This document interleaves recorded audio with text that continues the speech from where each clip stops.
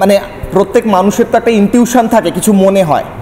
মুখ্যমন্ত্রী আপনাকে বললেন ফোন করে যে আপনি চেয়ারম্যান হন, তার পরবর্তীকালে পার্থ চ্যাটার্জি সহ কয়েকজন আপনাকে চাপ দিতে লাগলেন দুর্নীতি করতে, প্রত্যক্ষ হোক পরোক্ষ হোক।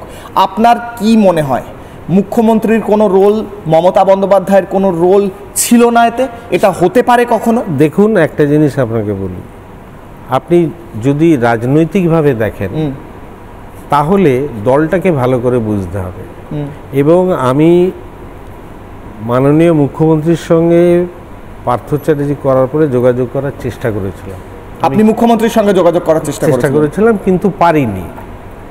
এরপর কি সিদ্ধান্ত হবে সেটা আমি এই এখন ওপেনলি বলতে।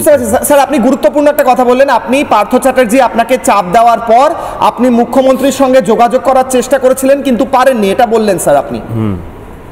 কিশলয় অগ্নিবাণে আজকে প্রথম অগ্নিবাণ, প্রথম প্রশ্ন আপনাদের স্ক্রিন। প্রথম অগ্নিবাণ, প্রথম প্রশ্ন।